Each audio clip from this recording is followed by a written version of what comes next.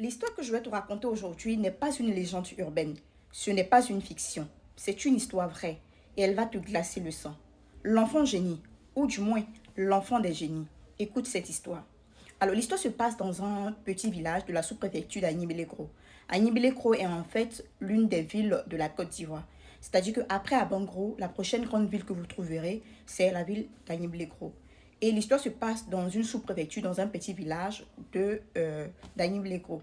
Dans ce village-là vivait une dame qui était veuve depuis 3 ans. C'est-à-dire que quand son mari décédait, elle avait un enfant de 5 ans. Et donc, l'histoire se passe au moment où l'enfant a maintenant 8 ans. Vous savez que dans les villages, les gens ont pour habitude d'aller au champ et tout. Et donc, cette dame-là avait pour habitude d'aller au champ avec son fils. Ce jour-là particulièrement, elle s'est réveillée et elle a défendu son fils de la suivre. Elle lui a dit qu'elle n'allait pas tarder et donc ce n'était pas nécessaire que l'enfant vienne avec elle. Mais l'enfant étant tellement habitué à aller au champ avec sa maman, ne voulait rien savoir. Il voulait coûte que coûte suivre sa maman. Donc il s'est mis à pleurnicher, il pleurait et tout. Et il suivait sa mère. Et à chaque fois, sa mère s'arrêtait pour lui dire, retourne-toi, ne me suis pas et tout. L'enfant, il voulait rien savoir, il pleurait, non, je veux te suivre et tout. Et vous savez que dans les villages, avant de trouver ton champ, tu vas peut-être trouver le champ de Kwadjo, le champ de Kofi, bref. Donc, vous avez tendance à vous saluer quand vous passez et tout. Et à chaque fois qu'elle passait, les gens qu'elle croisait lui demandaient, mais pourquoi l'enfant pleure? Elle expliquait, non, je ne veux pas qu'il me suive et tout, bref. Mais l'enfant continuait de la suivre. Et pour les personnes qui ont fait le village, il y a toujours un carrefour ou un endroit assez glacial, assez bizarre, où quand tu arrives, le coin est assez bizarre, assez étrange, tu as peur et tout. Et la plupart du temps, on dit que c'est là où résident les entités spirituelles, les génies et tout ça, voilà.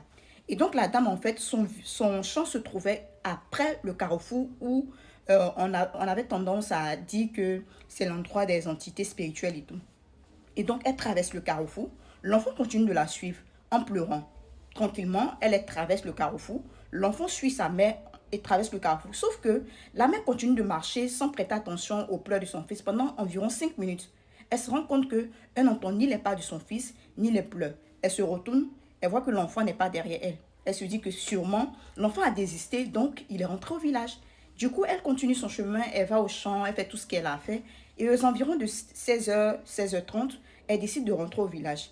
Et donc, sur le chemin, les personnes qu'elle avait croisées en journée le matin qui n'étaient pas encore rentrées au village, elle leur demandait, ah, est-ce que quand le matin, là, vous avez vu mon fils retourner et tout? Il disait non. Bon, elle n'était pas si inquiète que ça parce qu'elle se disait sûrement au retour, vu qu'il ne pleurait pas, donc ils n'ont pas prêté attention. Elle rentre au village, 17h, 18h, 18h30, 19h, l'enfant ne rentre toujours pas. En fait, elle s'était dit que l'enfant est allé jouer avec ses amis. Et aux environs de 19h30, elle commence vraiment à s'inquiéter. Du coup, elle décide d'aller dans les endroits où l'enfant est susceptible d'être chez ses amis et tout. Elle fait le tour, elle ne retrouve pas l'enfant. Elle fait le tour du village, elle ne retrouve pas l'enfant. Le village est immédiatement alerté et tout le monde se met à la recherche de l'enfant. Parce qu'il est impossible que l'enfant soit dans le village et qu'on ne le retrouve pas. À moins que l'enfant soit sorti du village. Parce que tout le monde connaît tout le monde au village. Donc, si l'enfant est quelque part, c'est impossible qu'on ne retrouve pas l'enfant. Donc, tout le monde s'est mis à chercher l'enfant et tout. Jusqu'à 20h30, 21h, aucune nouvelle de l'enfant. C'est comme ça qu'il décide en fait d'aller voir un charlatan, histoire de consulter, de voir qu'est-ce qui s'est passé. Bref, la suite, je vous la raconte dans la partie 2.